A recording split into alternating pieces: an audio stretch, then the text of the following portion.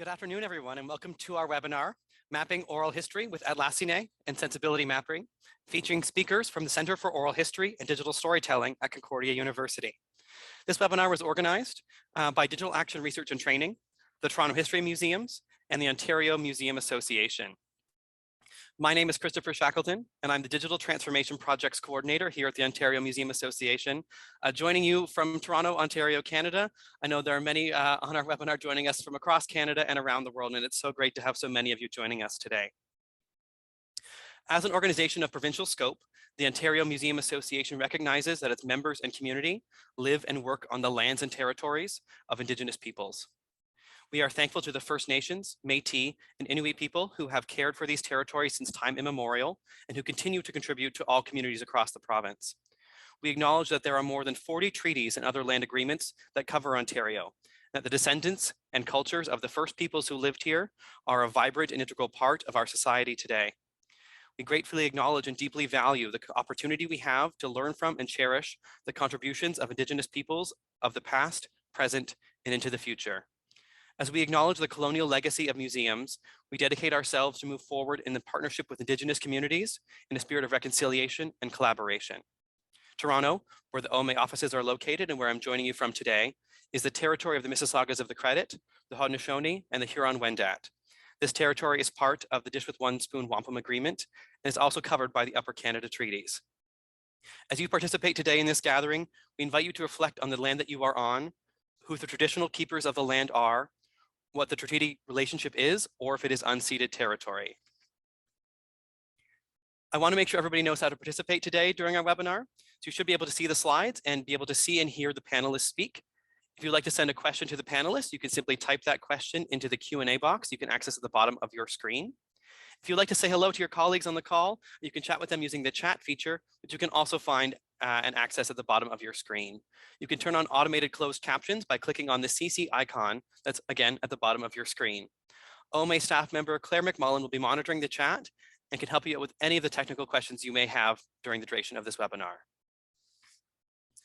I'd like now to introduce our speakers for today, bringing a real brain trust of expertise from the Center for Oral History and Digital Storytelling from Concordia. So Sébastien Cacard is the lead co-director of the Center for Oral History and Digital Storytelling since 2020, and a professor in the Department of Geography, Planning, and Environment at Concordia University. His research lies at the intersection between mapping, technologies, and the humanities. In his research, he seeks to explore how maps can help better understanding the complex relationships that exist between the places and narratives. This research involves mapping a range of narratives such as oral stories from exiles and from Indigenous people, as well as literary texts and fiction films.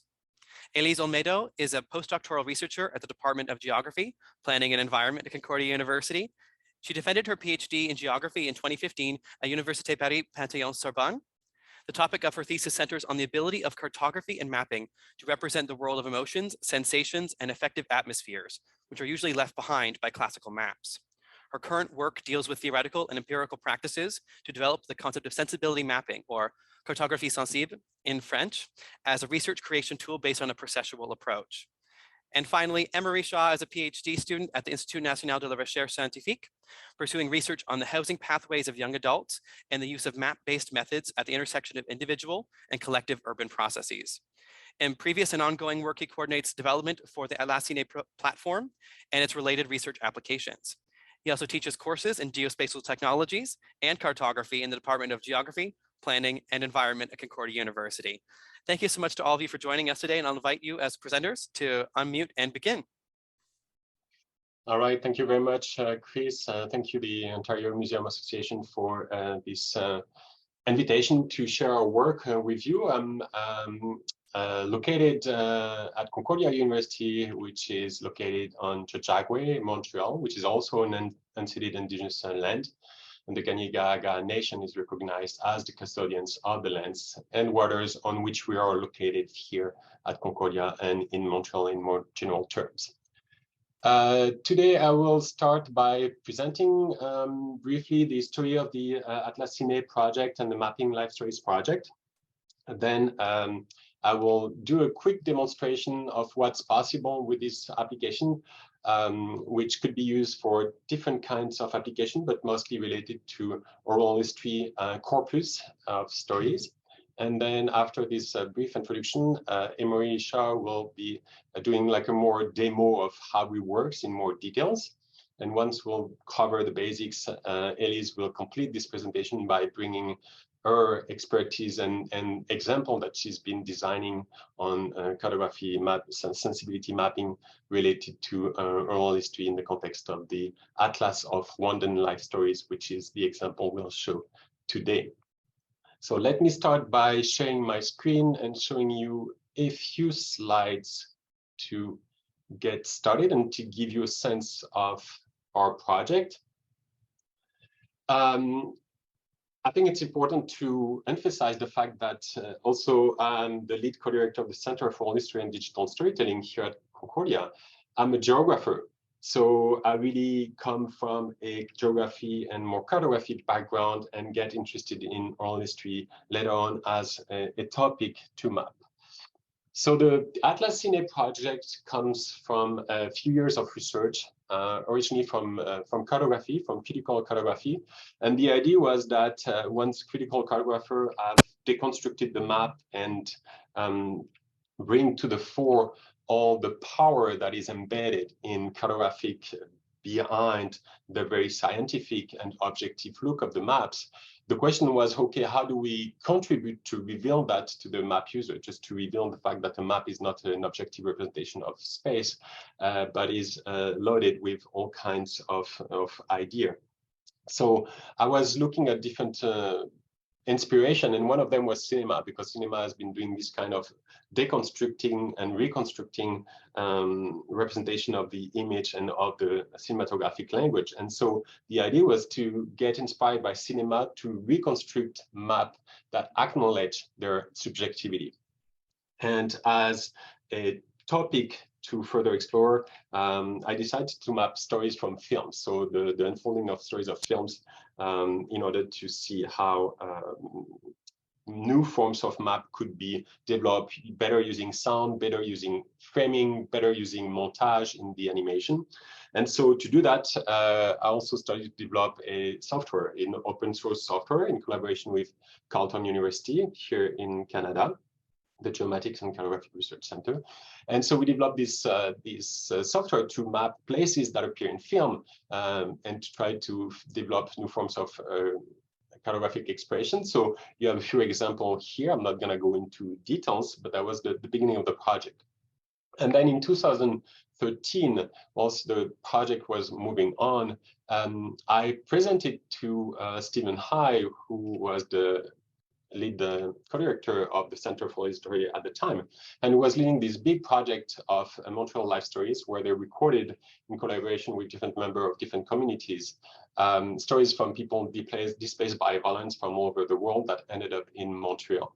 And among them, there were people from the Haitian community and people from the Rwandan community. And so the idea was, okay, we've developed this software for mapping stories from cinema, but let's try to see what we could do with oral history and life stories from exiles in Montreal. So this is where the combination worked. So we had a second phase of the project where we were using Atlascine with the Montreal Life Story project. So we selected 10 stories, 5 from the Haitian community, 5 from the Rwandan community, based on the richness basically of their geographical content. And we were starting to map those stories. So you have an example of what the map would look like. Each circle in this map will represent one moment of the story. And each color will represent a theme associated to this moment, such as family, violence, genocide, resistance, whatever we wanted to represent. So it was our first step toward that. What we noticed pretty quickly that by doing that, we're overemphasizing the geolocatable geography, meaning that place that can be located on a map because there's a place name associated to it will highly be represented. They would be overrepresented, and other places that may be important for a person, but that may not be expressed very clearly, such as going back to home, back to see my family, my friends, etc., will maybe not be represented on this map. What was also pretty clear to us at this point is that we were cutting the map from the story. The story was becoming some kind of a database that could be put on a map, but the link between both of them was kind of disappearing. And that was furthermore an issue that we were white researcher dealing with extremely complex stories from people from Rwanda or Haiti. So it put us in a situation where it was very difficult for us to understand exactly what we were doing and to try to really get to where we were going, meaning trying to be as transparent and as clear as possible. So we reached a point where we said, we cannot do that anymore. We need to improve this representation. So this is where we get to the third phase, which is the phase that we are now.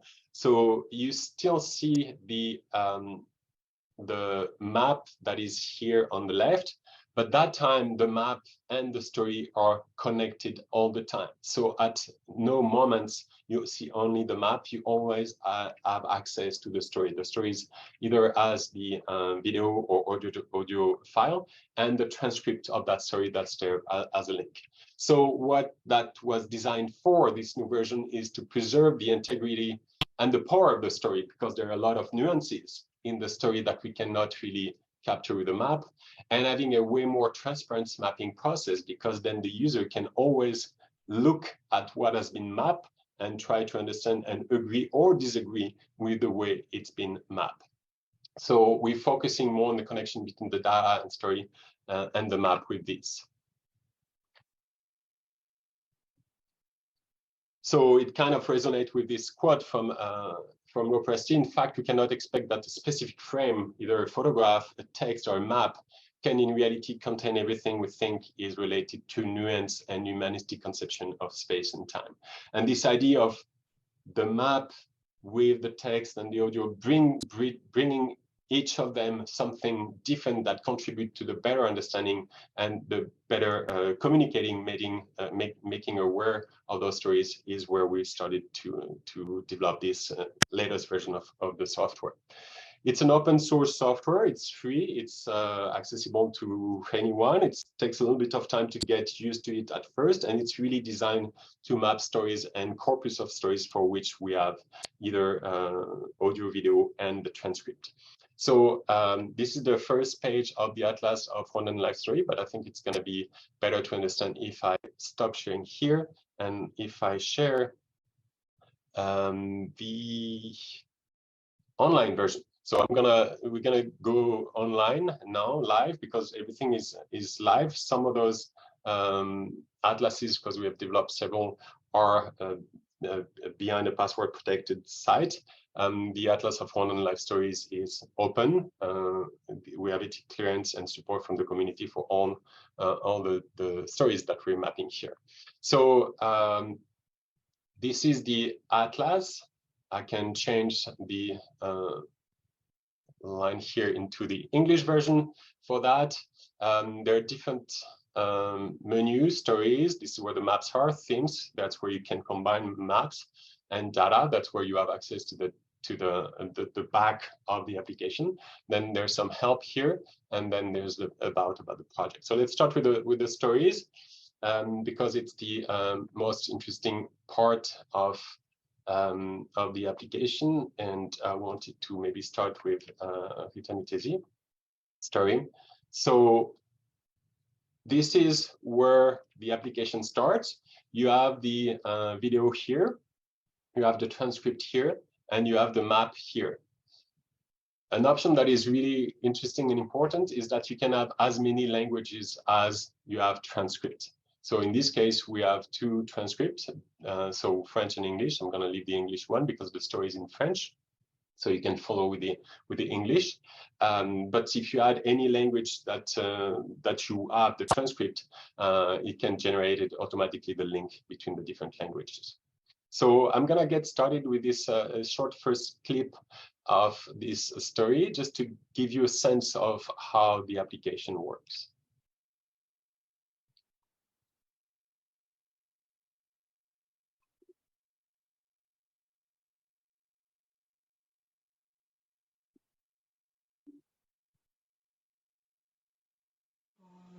Bonjour Rita. Bonjour. Je vais d'abord te remercier d'avoir accepté de nous accorder cette entrevue. Pour les besoins de ceux qui en auront accès et ceux qui pourront la consulter, je vais te demander de t'identifier, de me dire le nom, le lieu de ton naissance et puis, si c'est possible aussi, le moment. Je m'appelle Etta, je suis née au Rwanda, dans la préfecture de Butare. Ça a changé de nom. Ça s'appelle Rouillé maintenant. Et je suis grandie là-bas tout le temps, ouais, jusqu'en 94 en fait. Moi j'ai quitté en 94. Merci beaucoup. Toi, tu me disais que tu es née dans ce qui était Butare, qui est devenu maintenant Rouillé. Si tu permets de te demander à propos de ta famille. I'm gonna stop here. Just it was just to give you a sense of how we work. So you probably noticed that every time the story goes on to a place where it's been highlighted, a new circle, a new part of the donut appear and make the place grow, meaning that the place is getting more importance throughout the story. The way it works is that we have, or I can come back to Butare here. We have annotations, and there's two types of annotations. The theme annotation, theme tags, which define the color of the circle. You can have multiple themes, but only one color. So the last tag will define the color, because it would be too complex visually if we had multiple colors. And there's the place tag, the Butare in this case, which enable the points to be located on the map. And then you can have some notes. You can explain the name of the regional city and provinces have been kept. So that's explain why we kept Butare instead of what's the name, the Ouye, more recent name. So this is where how the data is structured. The color is defined here. So that's a second, it's a slightly different theme, slightly different window where you have all the theme with the tags that you can add. You can add any times you want in any language. There's no limitation. The developer of the Atlas decide what they want to do, and you choose the color you want, and then you can add more or remove, etc., etc. So this to give you a sense of how it works. So if I go into the story, I see that there's more and more color that appears. So I can go down into my story, and I see that it takes me to different places, but also see that my symbol, I move to the story here, my symbols are growing because there are more and more instances that have been annotated. So it gives me a sense of the geography of that story based on the tags that are here. You may have noticed that there's also a legend here. So the legend enables me to see what are in the legend and to focus maybe on some specific topics. For instance, if I want to see displacement, resistance, exile, I can, and I can, of course, always go to a certain place. I can zoom in, and then here I zoom a bit too much, and then listen to the moment. So there is a back and forth. Quelqu'un qui a laissé d'un coup, là où il était, pour aller vivre la vie de là, tu me dis, mais on s'est regardé pour trouver à manger, mais vous trouvez à manger où, comment? Mais est-ce que tu sais qu'après recul, parfois je me pose la question, je ne sais pas comment se passaient les choses. So Rita Mutesi, in this case, explained how she arrived at the hotel Mille Collines in Kigali.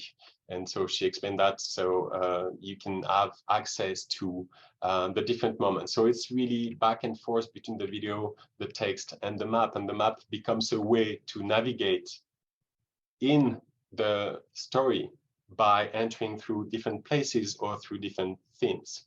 There's another feature I can show you is that this is the same organization as here, but with a graph.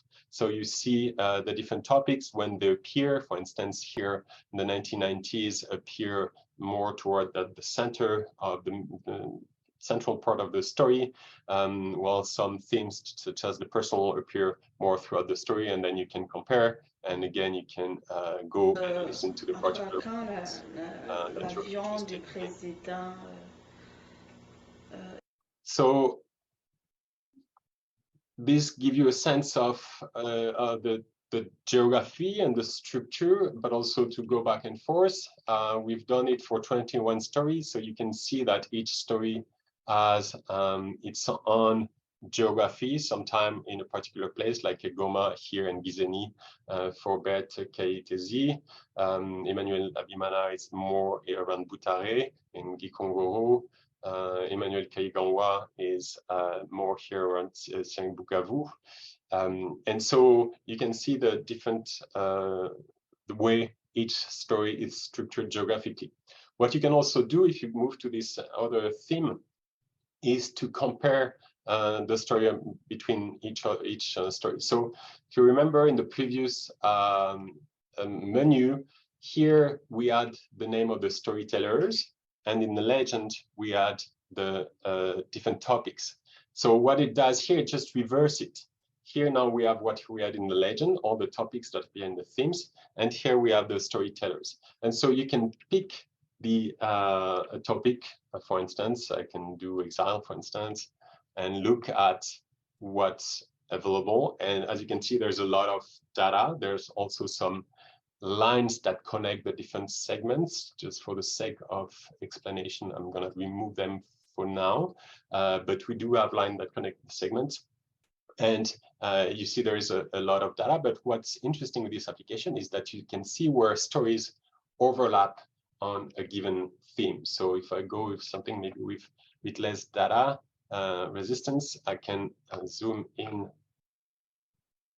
to Rwanda. And then each circle here represents an instant in a particular story. So when you have more than one color in a place, it means that more than one person have shared part of the story or is annotated with the same topic. So I can see here, if I'm going very close, that Hôtel des Mille Collines that we were looking at before, you can have access to one story from Rita Mutesi, which is where we were before, but I can also see that there's another story. J'ai quitté pour aller à l'hôtel des Mille Collines. J'étais blessée. J'avais tiré sur mon épaule. Puis j'ai eu des infections et puis j'étais très malade. And so you can listen, but you can also then decide that you want to maybe follow those two stories in this topic. And you see there are different places where they overlap. And so that was one way for us to see where different stories were overlapping. So that's the another way of navigating through these tags. The data is the way that's the data that is mapped. I'm not going to go into detail. That's the back end. That's where all the data is structured, but it's also transparent, so you can see where it is. How to will take us to the help menu, where you can, if you're a user, if you're a developer, you can have access. Maybe Emory will talk a bit more about that. And describe the project, take the opportunity to mention the support of a lot of people to develop this project, including the association Page Rwanda, the families and friends of the victim of the genocide of the Rwandan Tutsis, the Geomatics and Cartographic Research Center at Carleton University, who's been doing the coding of the application, so very important. And then Canary, as a funding organization from the federal government in Canada, has been very supportive of that project. I come back to where we were, and there's come back to Emmanuel Kaiganwa, and maybe I can focus on sensibility maps. And as you can see, we can also have some images that appear here. This is one of the maps that Elise will talk about, that she developed, that give a different cartographic perspective on this very well-structured type of map that you see on the screen at the moment. I'm gonna let Emory talk. Before you start, Emory, I just want to add that we are in the process of putting together an exhibit on these different cartographic outputs that we're showing today. on the Atlas of Rwandan Stories, and we will have the exhibit at the Center for History in late April for 3 weeks, and then he will move to Bordeaux in France. It's going to be an itinerary exhibit, so if there's anyone interested in having an exhibit on mapping life stories of Rwandan experiences, feel free to contact us later on. So I'm gonna pass you the mic, Emery. Thank you, Sebastian. You did a great tour of several of Atlascine's capabilities. So you've actually done a bit of work for me. So it'll allow me to go more into depth. I'm going to share my screen and continue where you left off. So just so everyone knows, for those who are interested, the root URL to our tool is rs-atlascine.concordia.ca. And from there, we point to several of our projects, one of them being the Atlas of Rwandan Life Stories. We're also working with the Riopel Foundation. We're doing an exhibition of people related to that artist and their narratives related to several decades of art in Quebec. PhD student who did an impressive project on a working class neighborhood in Montreal. We have another project based on oral narratives in Montreal. So far the tool's been used in several geographically very diverse ways. So if anyone is interested, you can explore those projects from our main page. The main page, we have several kind of, sample projects on display for those who want to explore. So just to reiterate, and just to show you as well, there are several skins. So right now there's a light mode. We also have a dark mode.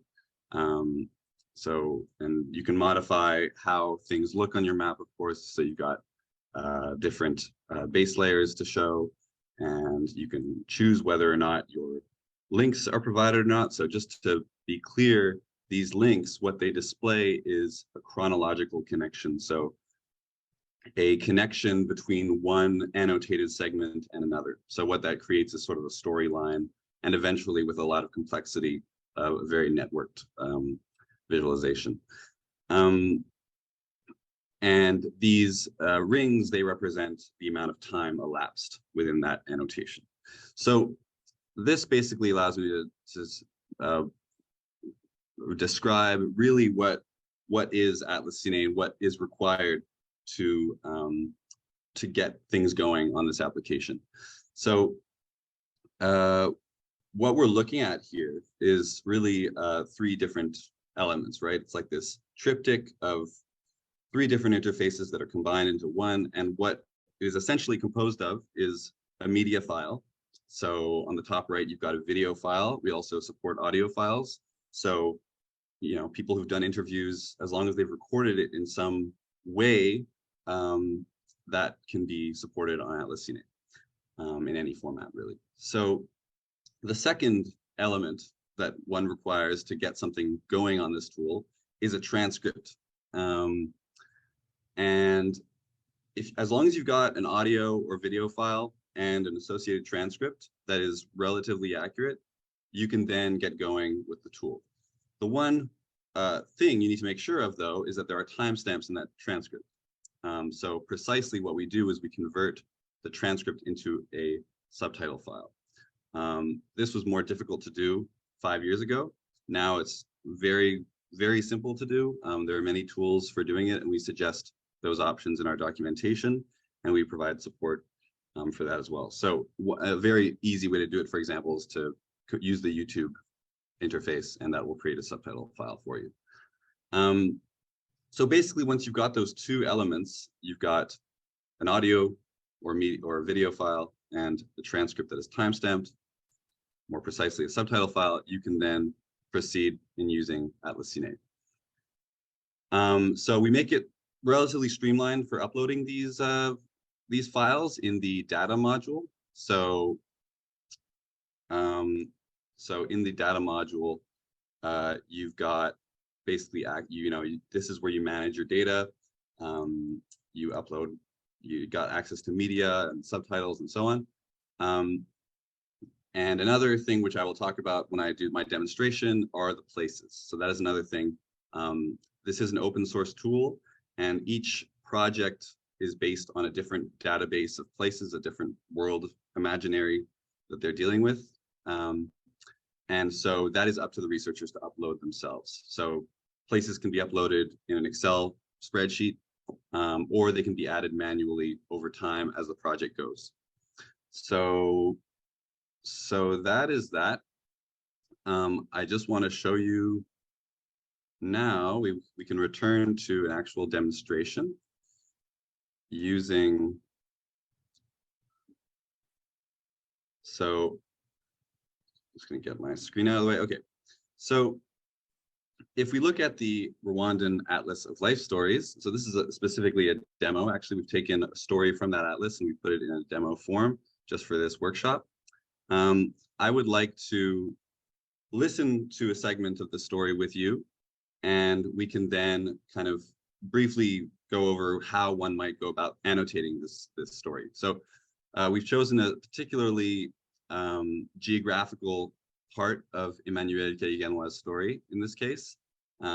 So here she describes basically a process of forced displacement from Kigali, the capital of Rwanda.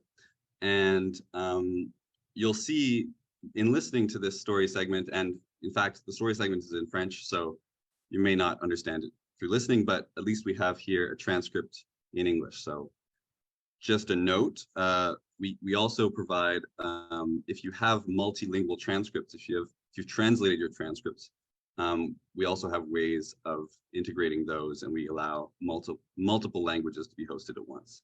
So in this case, we've just uploaded the English transcript for the story, and I'm just going to launch the story here.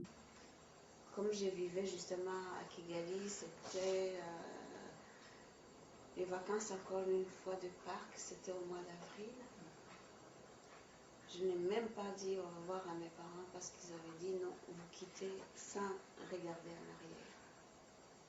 C'est dur ça. Ouais. Donc moi j'ai quitté en 73.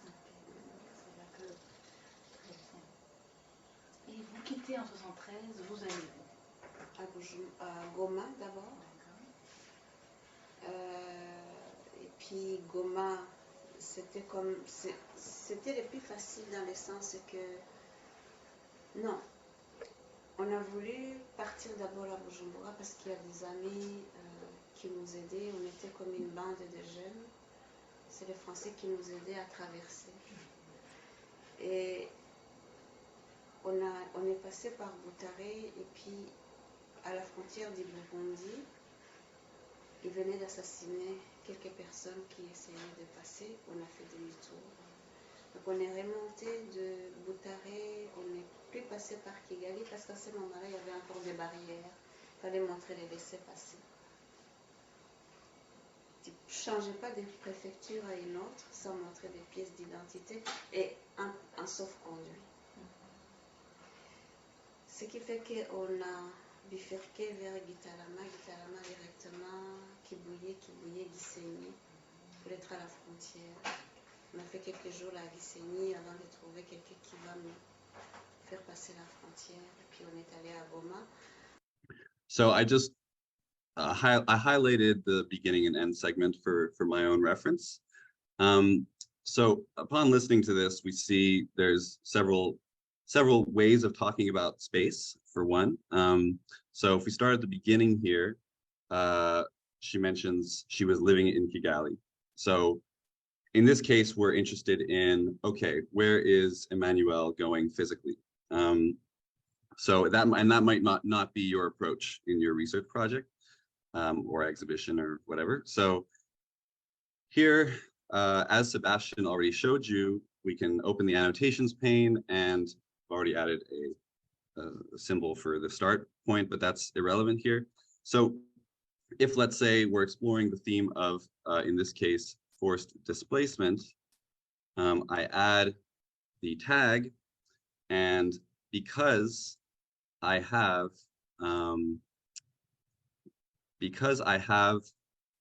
specific themes associated to tags, those tags or those segments, and in turn, the map geometries associated to those segments become colored by those themes. So it's really, you're basically, your map is defined by how you dictate what color your tags are based on this kind of this interface here on the left.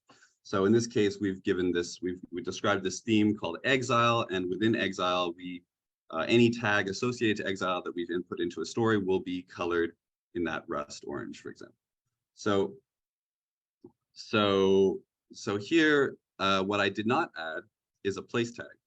And so right now we've annotated it with a theme, but we haven't really given it any geospatial reference. So in this case, I will be writing Kigali, Rwanda, and I will save it. And if there is a reference in your database, so if you have Kigali, Rwanda in your atlas, it will be automatically displayed on your map. All right.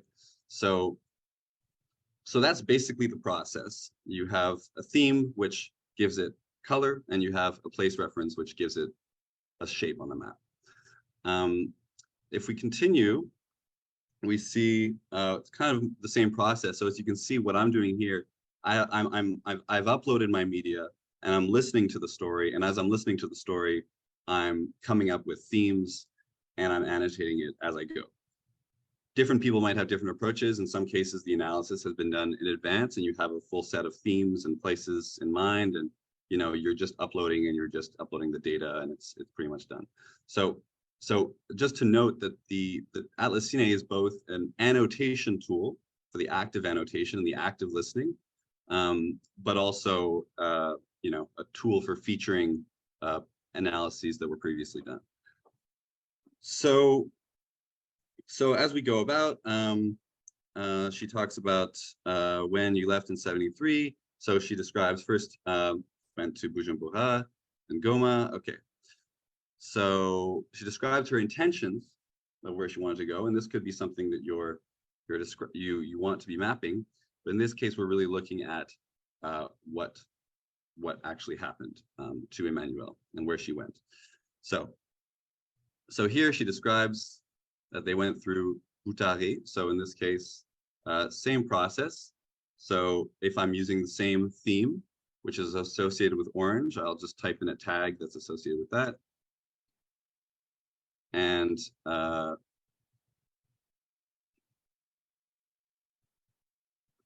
right. As Sebastian pointed out, you can add notes, and this is for the back end. This is not really displayed to the public. This is more for researchers to work amongst themselves. You can also add images.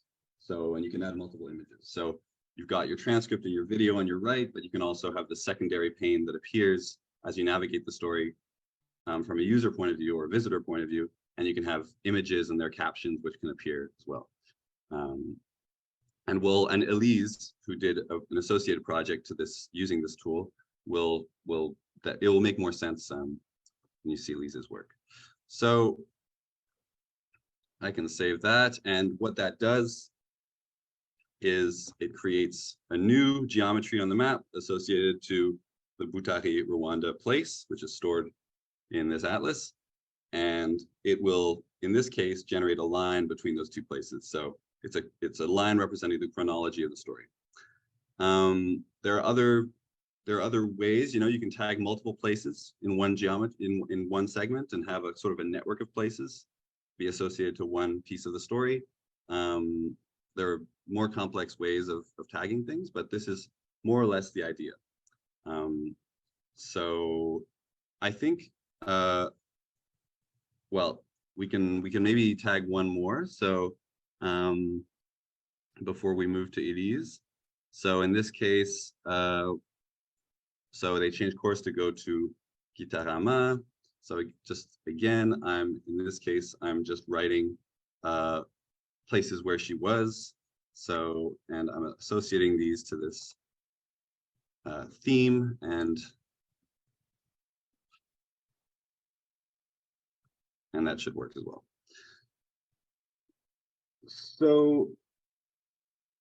So that's that. I'd like to pass the torch to Elise, and if you've got any questions, I can, or more technical questions, I can maybe respond later in the presentation.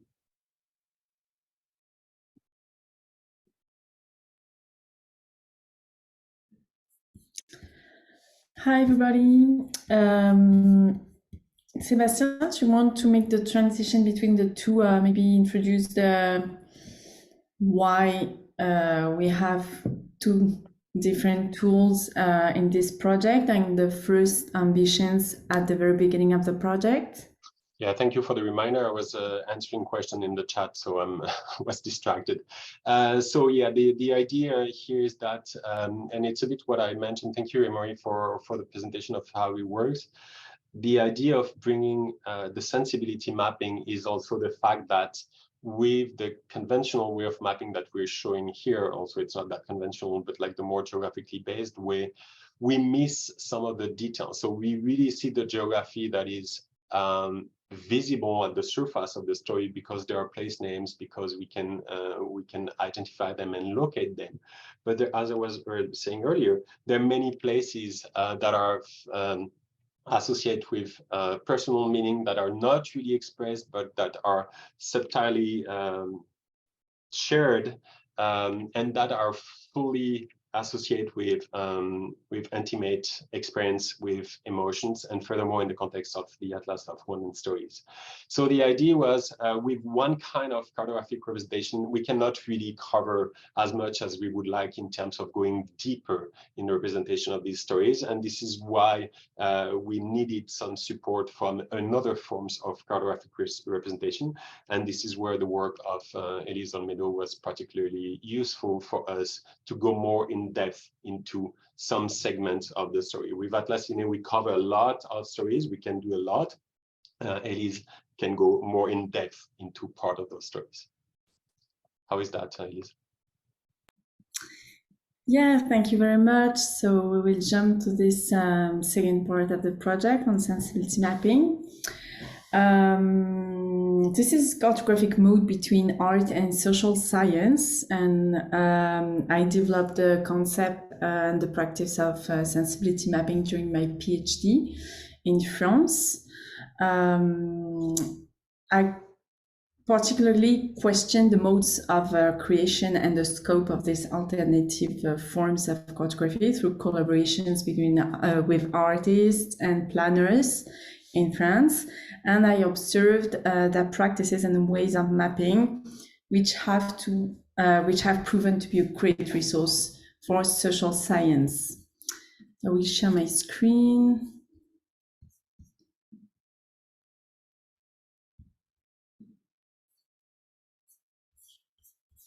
Okay, we should have a full screen. Yeah. So here we go. For the Rwandan Atlas project, I produced a series of sensibility maps gathered in two subjective atlases to express the emotional dimensions of the stories. That Atlascine maps, which are based on the textual transcription of interviews, as you saw, cannot really capture. And during the pandemic, I started to listen to the story of Emmanuel, the story you have just seen before. And I drew some maps dedicated to moments that are particularly emotional in her story. And these drawings has been kept in the final atlas as a trace of the mapping process, as you can see on the left of this image. I then had the possibility to exchange with Emmanuel very closely. We progressed together from the starting point to a close collaboration on the cartographic representation of her story. So she was interested by this method, and this collaboration became really crucial to better understand and represent her emotions. It also requires time and extensive interviews, given the traumatic memories this kind of work can trigger. Thus, this collaboration has been extremely rewarding for both of us, since Emmanuelle has described the subjective atlas we have produced as a legacy to her children and future generations. I will present now the map Sébastien just show you before. So this is a moment, a very emotional moment which has caught my attention.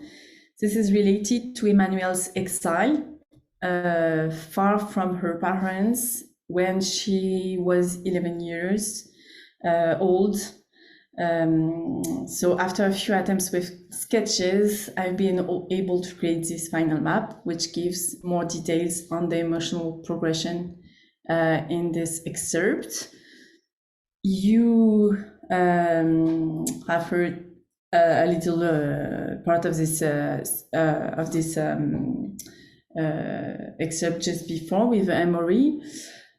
Just to give you the context, this is a race of discriminations against Tutsi people when she is forced to leave Rwanda. This is discriminations such as administrative barriers, quota policy, reducing access to secondary schools for her, and more widely to the educational system or to some professions for Tutsi people. Secondly, she evokes the events of 1973, known as the pre-genocide period, when the family of Emmanuelle is threatened due to the persecution against the Tutsi people.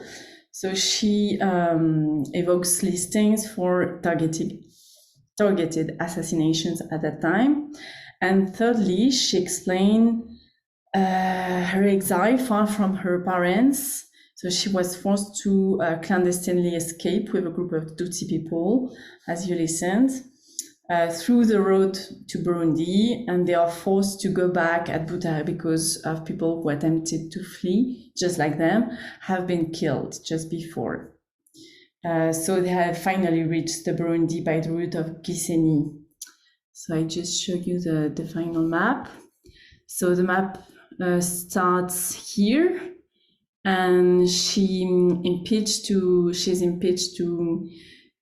go to secondary school, and the red is more and more dark. So, and then she evokes 73 events. And then she goes to Butare, she evokes assassinations. So they escaped by Gitarama, Kibuye, Gisenyi, Goma, and then they go to Bujumbura. So with this sensibility map, we try to highlight a very emotional moment of the story.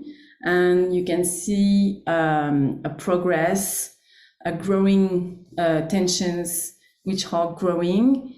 And in parallel, emotional dimension of the passage is also the emotions raised in this excerpt. So for her, it's also the beginning of a new life. And new emotions like fear, shock of exile, separation from parents. So this is very, very important passage of her story. Second example. As for Atlascine, this method preserves the integrity of the story. For instance, the map shows a deeply contextual and adapted to the story visualization, a path following the progression of the story. It stops and turns around. So as another example, I can show you the map of 6th and 7th April of 1994. So this is the moment of beginning of genocide. This day, the plane of the president of Rwanda, Juvenal Habyarimana, crashed, and the event is considered, so at the beginning of the genocide against the Tutsis. It's represented in this map by a black dot growing in the upper right corner of the map. So I decomposed the map thanks to a software named Procreate. So I will show you the map unpacked along with the story. We implemented these different maps in Atlascine. So maybe after that you could see on Atlascine, directly on Atlascine.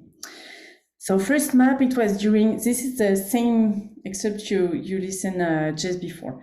So she said it was during the Easter vacation. She's living in Burundi at the center of the map. Bujumbura, this is a city of Burundi, by car with her family to reach their home in Bukavu. The borders reopened since the Arusha agreements, and they are happy to be able to use the paved road that passes through Rwanda. Usually they were forced to take the very steep road into the mountains. It's happiness for Emmanuel. The atmosphere is joyful. They will spend time at their house in Bukavu with their loved ones. At the moment of crossing the border, an officer suffering from malaria asked them for a lift to catch some medicine. Emmanuel and her family are forced to take him and to listen to his racist remarks and suffer his provocations. For him, the Tutsis are a threat. He calls them thugs and cockroaches, insults represented on the map by the symbols in red.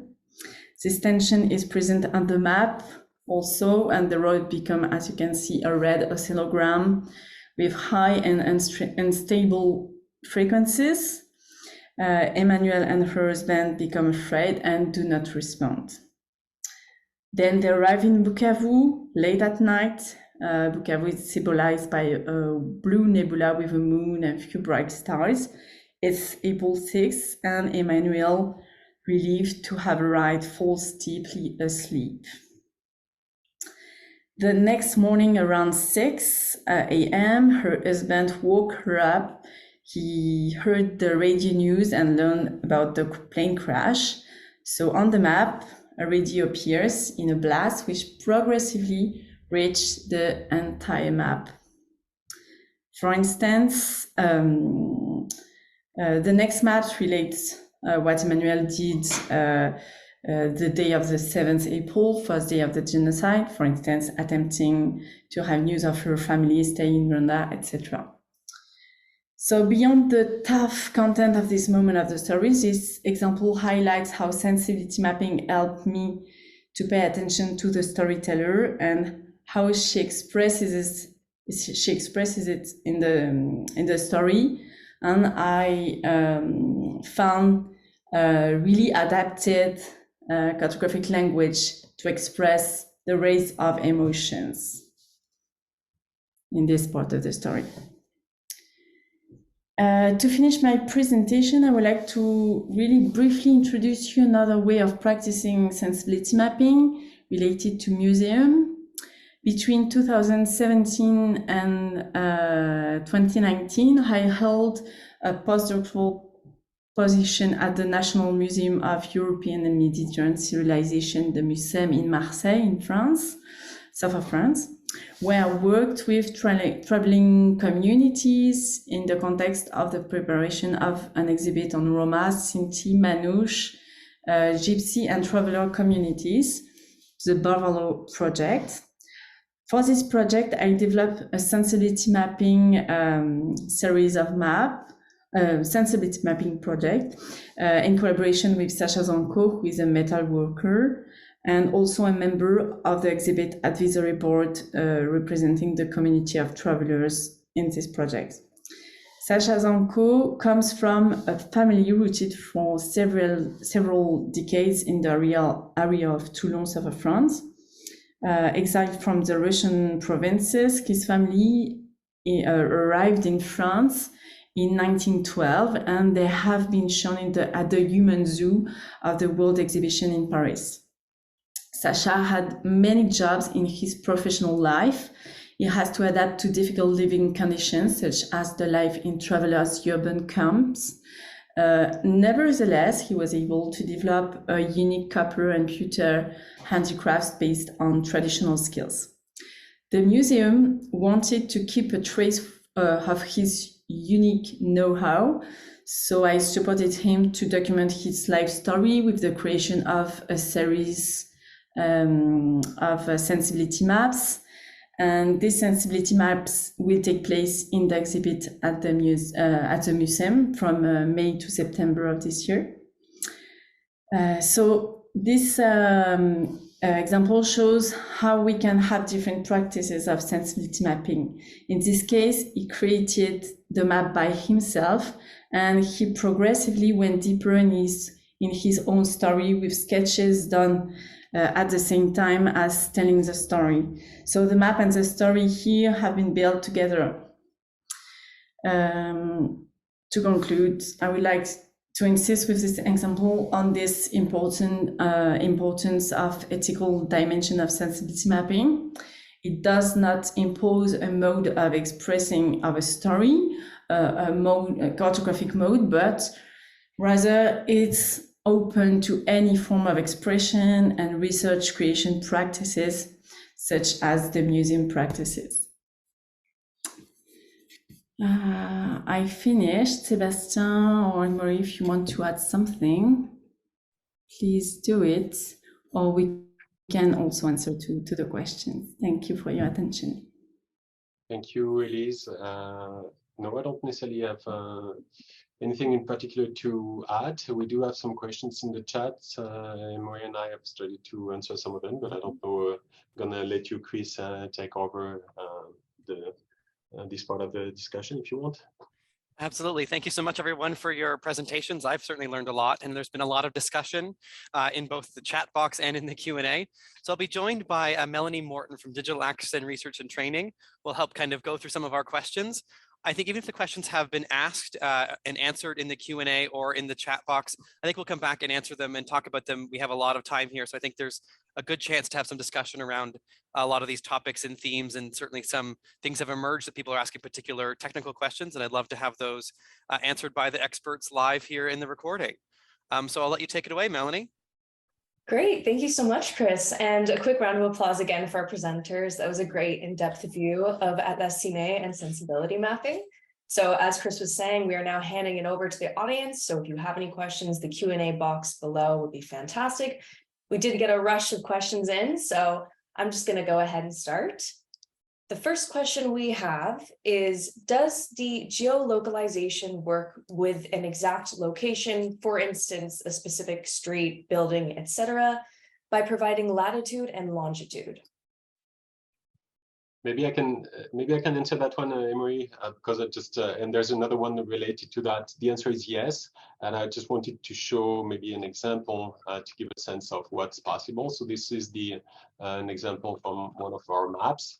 And then we rely on open source mapping software. So if you zoom, we're in Montreal here. I'm zooming in. I'm at the corner here. I can go Place des Festivals here. And so I can also look at the sidelight imagery. So this is where I think this is the maximum in terms of sidelight imagery. So if your site is a street, this is a car. Here, there's no more sidelight imagery, but I can even still go with another layer at this level of detail. So you can go very, very detailed. Depends on the detail of the data, the geolocation of your data, but there's pretty much not really limits here. Perfect. Yep. So the second question going off of that is, if it were just across a historic site or within a single building, would that be possible? Yes, I was kind of showing that example for this question. Perfect. Okay. Next question we have is, how does the project or user interface work with organizations' websites? Is it embeddable, or does it require a link to the Atlascine website and database? So yeah, that's been a question you've been asked before. The entire interface itself cannot be embedded into any iframe of another website. So currently, projects that have a project site, an existing project site, will tend to link to their actual platform. And the Atlascine atlases themselves provide a lot of support as a website. You know, they contain a landing page, they contain an about page. So it's no. Yeah, the answer is no. It cannot be embedded, basically. Yeah. Great, thank you. And maybe re-emphasizing the fact that we're not for profit organization. We're not selling anything here, right? This is a software we've been developing that has been used that's for different purposes, but it's really designed for people who have stories and they want to make those stories accessible, and they think place is an important part of the stories. If you want to tell a story with map, there are many other software that are much better, more simpler. You think about story maps, everybody knows that. If you want to put your image, you have full control. Here, the base of this software is that you keep the full story. So you don't edit, you just add some text, but you do not edit, you do not change one word that the person said. So you are, and this is unique. Nobody else does that. This is where really we're focusing. So I just want to make that clear. Like if people are looking for a software to tell story with map, there's other stuff much better than what we do here. Great, thank you. A question that came up for sensibility mapping was, are there certain conventions or styles that you use across stories to symbolize certain emotions or themes? And do those symbols, colors, and styles come from a discussion with the storyteller?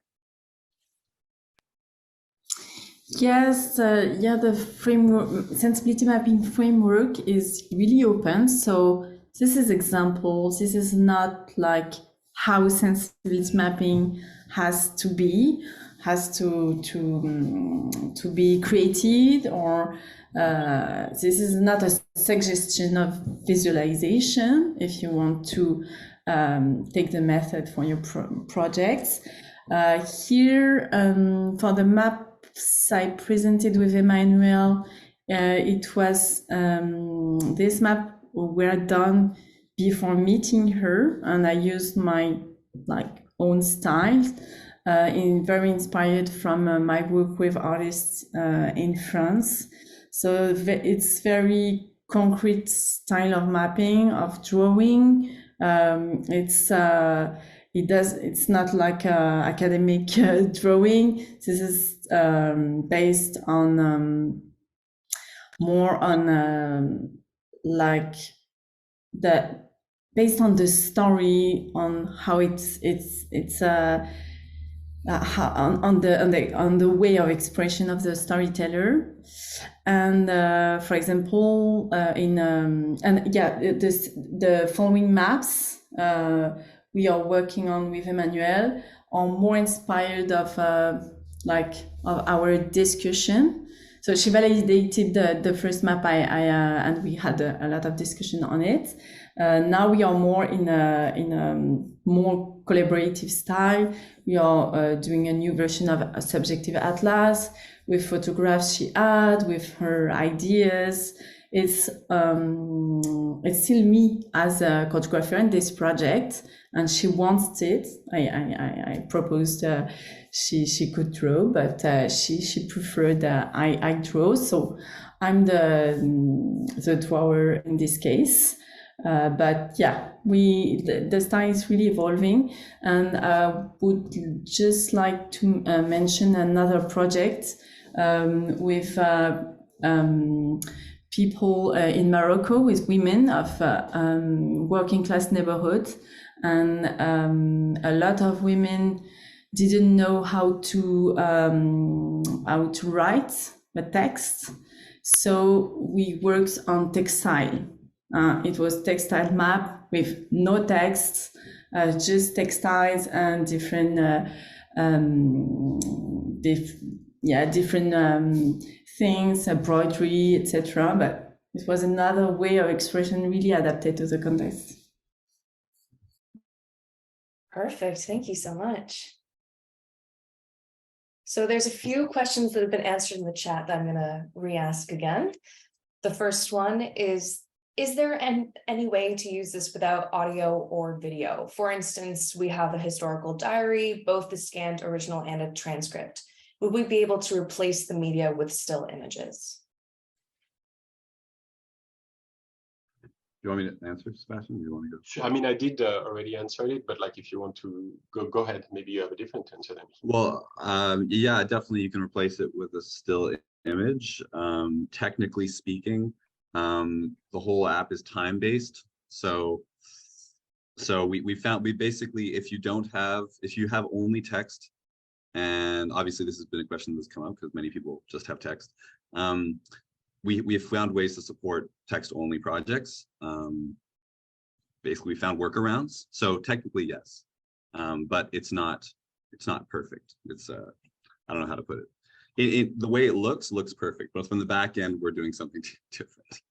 Yeah, I mean, the issue, and we had this conversation, is that it's timestamp based, and text is different than any other media, audio and video. So therefore, we just need to find a way to timestamp the text. And what we've been doing we've been turning the text into an audio file automatically, and then you mute it so the user doesn't listen to it, so it sees the text, but we could have timestamp then that we could use to tag. So that's one workaround. It's not perfect, but we can do it that way. We've been discussing reframing the application, but it would be just too much development time to be able to make it more text oriented. Perfect, thank you. Another question from the chat was if data is stored locally on the user's server or if it is contained in a cloud managed by others. Yeah, so I'll elaborate on my response. Currently, with anyone we work with, if they want to create an entire atlas themselves, which means upload multiple stories and have an entire sort of URL dedicated to that, we've been supporting them in creating that, and we do it on servers at Concordia. So it's like, yeah, it's a cloud service. If you just want to play with one or two stories, like you can use our existing atlas. Like we have an atlas where you can just do that. So in that sense, yes, you can play with it. And however, it's an open source free software. All the code is in our documentation. You can download it all. And if you can use the command line on a server, then you can install it and set it up yourself and host it in your lab or at your home. Yeah, it just requires technical know-how at that point. But we have a lot of documentation that supports people who want to do that. Great, thank you. Yeah, that answers the follow-up of if it is downloadable, which it is. So thank you.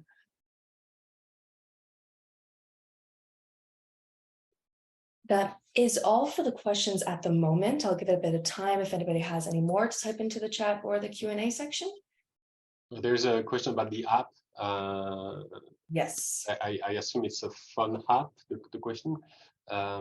So yeah, we do not have a fun app. It works on fun, but not very well. The reason is that we do have like the video and the map at the same time. It just doesn't work, and we haven't really spent enough energy to make it work. So we decided that if people really want to have access to the full experience, they need to have a minimum of like a laptop screen or a tablet. Perfect, thank you. We did just get another question coming through as well. Have there been any attempts to integrate Atlascine and sensibility mapping, such as using Atlascine to map portions of a transcript to a sensibility map? Yeah. Should I? Please. I'm just looking for the question in the chat because it was really quick. I'm sorry. Or could you please just repeat it? Of course, yeah. Have there been any attempts to integrate Atlascine and sensibility mapping, such as using Atlascine to map portions of a transcript to a sensibility map? Yeah, can I answer, Elise?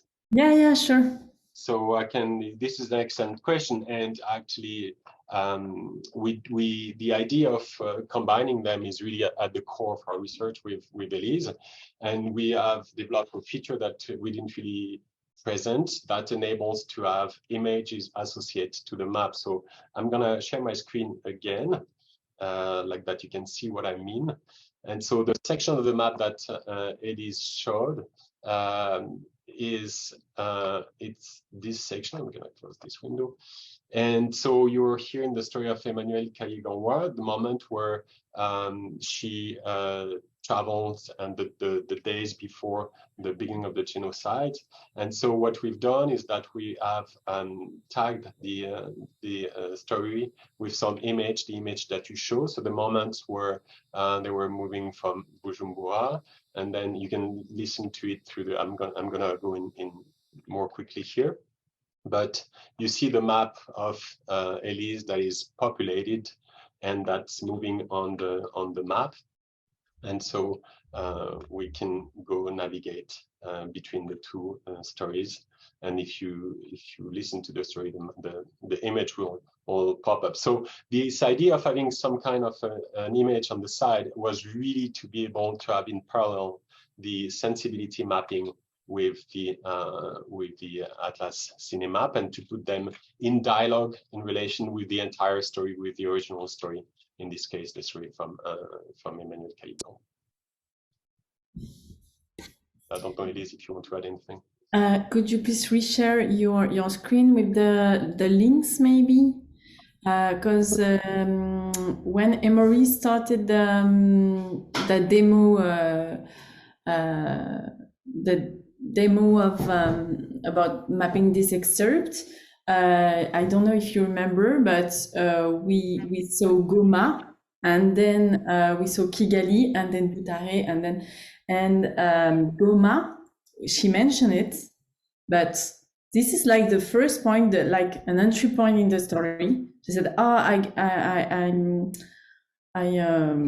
came to Goma to flee Rwanda." And then she said, "Oh no, I firstly we went to Butare, and there were people were killed, so we need to come back, etc." So she like completed the story with more details. But if you just map the different place names, Goma, it's really important.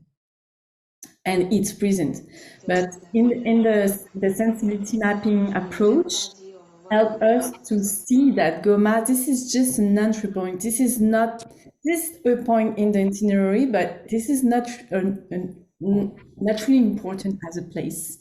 The more important place is, for example, the starting point, Kigali, and Butare, which is very like high emotional moment of the story, because they go back at this time with after a big moment. So we can have a dialogue between the two methods, and as suggested in the comments, it could be really interesting to re-question the Atlascine map with this deep study brought by sensibility mapping. So we could integrate new keywords, new themes after having studied the excerpt in depth. This could be a possibility, but there are a lot of possibilities. That's great. Thank you so much. We did have a few more questions that came in. Our first one is there maximum data upload for projects to Atlascine projects that is hosted on your server? We haven't reached that point. I've been in conversation with our technical services. I told them that we had plans to have big project with large videos. They didn't seem to be worried. So I mean, it depends what you mean. If you have like 100 stories of 2 hours each with high definition, we might run into a problem. But so far we have running with this Ville Extraordinaire project. They have, I think, 150 interviews. They're audio, so they're pretty low in terms of size. But so far we haven't run into any problem. Great, thank you. And then we do have another question on sensibility mapping. This one is, does the creator have to upload their own images for the sensibility map, or is there a database of images to help users create one? I'm not sure to understand well, but if I understand well, this is like we can use other image to build a sensibility map. Is that everything is possible? Everything is really possible. Like depending the context, the needs. The true point of sensibility mapping is more how we can better listen storytellers. So there's no real issue with that question of which image which content we need to take, which style we need to take. Of course, it's an issue when we do this because it's not easy for to do it. Of course, we need to think about it. We need to have sketches, etc., to have like a whole mapping process. But at the end, like a sensibility mapping map could be like only points, and it could be really simple. It could be more complex. It's really depending the context. And if I just want to add something, technically speaking, what we're talking about is just an image file, right? So whatever it is, if you're using the approach proposed in this project, sensibility mapping, and the conventional approach proposed by Sebastian, then you're uploading drawings. But if you might be, interested in landscape photographs associated with certain places, so anything can be uploaded. You just need to have those images. Yeah. Perfect, thank you. We did have a few questions about staying in touch with COHDS after this presentation to see what new projects are unveiling. So it'd be amazing if you could add a bit of info into the chat that we could have them touch base on.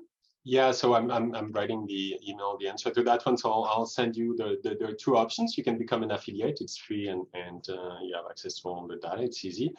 Or you can ask to be on our newsletter. We send a newsletter every other week on oral history at Concordia, but also like in many other places in the world.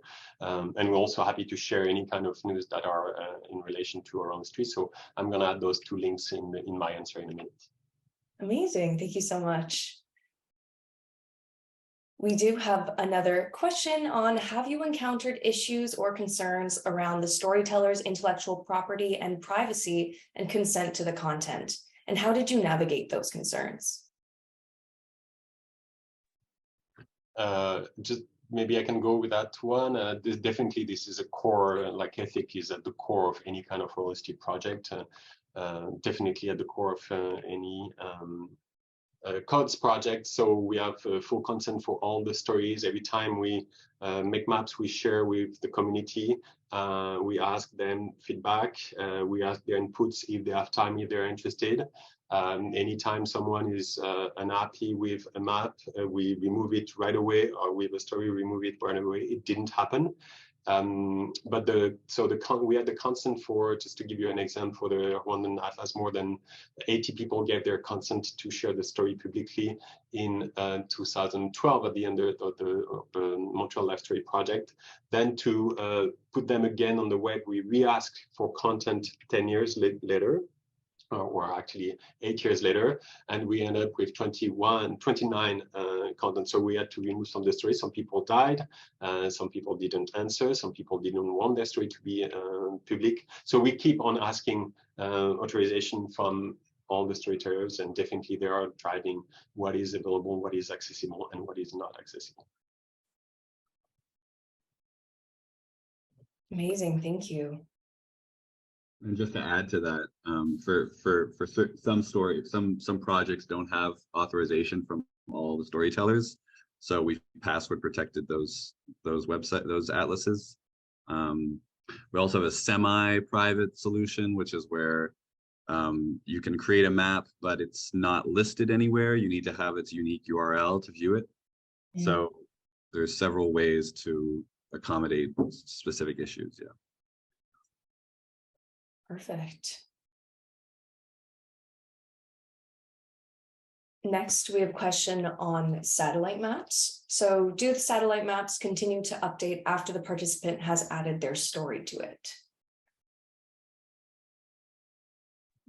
Well, so in this case, the satellite map you were looking at was the Bing satellite Bing Maps satellite imagery. So that's always being updated on their end, and it's just connected to our service. And that's kind of the case for any satellite imagery that you connect to Atlascine. It's basically like going to Google Maps and looking at their imagery. It's the same imagery. Perfect. And lastly, the one question we have in our Q&A section is, are there any types of stories or oral histories that you would like to work with in the future for both Atlascine and sensibility mapping? Maybe I can answer like just the first part of the of the answer, because it's like infinite question. But now we can observe a growing interest from indigenous communities, especially because it does not impose ways of mapping. But of course, it imposes some things. It's not like a perfect tool, but this way for sensibility mapping, this open framework, keeping a really focused attention on ethical dimensions is really, I think this caught attention because of this. And just about the last question about the next steps of this research, the exhibition, we talked about the exhibition on Rwandan Atlas project. It will be held from April 21 to 13th of May at Codes. So you can see the last progress of the project with particularly the collaborative atlas, subjective atlas with Emmanuel and other new maps. In the meantime, we produce in the meantime.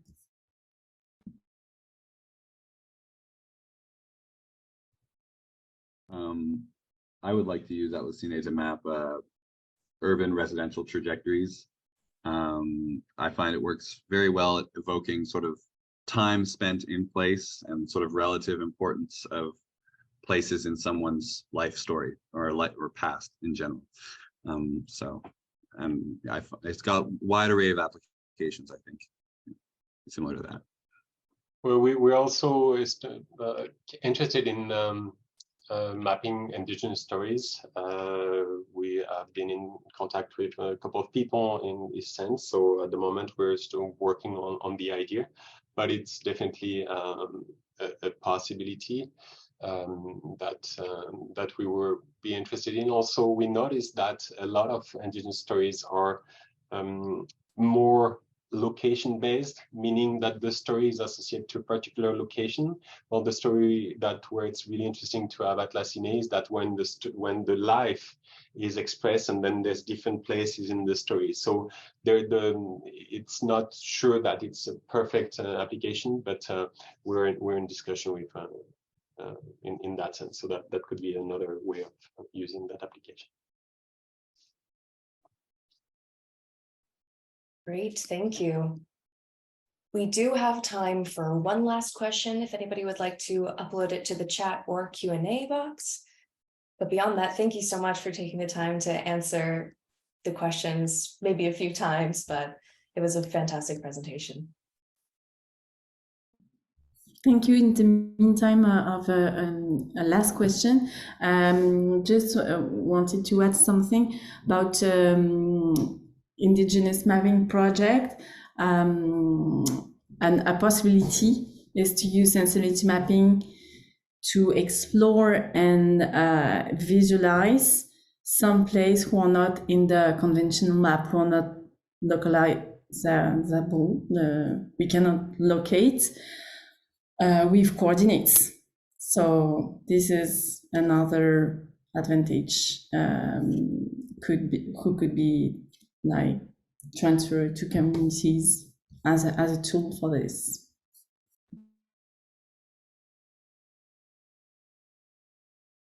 Well, thank you so much to Sébastien, Elise, and Emery, and for sharing such a wealth of information with us today. And thank you to Melanie for moderating our Q&A. And thank you to everyone who signed in today from across the world. Thank you for your participation today. When you leave the webinar, you'll be redirected to an evaluation form. You can let us know how we did today. This evaluation will be useful not only to the OMA, but to all of our partners. So please do take a couple of minutes to provide your feedback. Your support of the OMA and your participation in events like this webinar make us stronger as a sector. And we appreciate each and every one of you. Thank you to the Government of Canada, who is one of the funders for this project. And thank you again to Sebastien, Elise, Emery, and Melanie. Have a great day, everyone. And if you're in the oral history cohort, I suggest that you stay on and we'll promote you up into panelist mode. Thank you, everyone. Bye. Thank you very much. Bye. Thank you very much. Goodbye.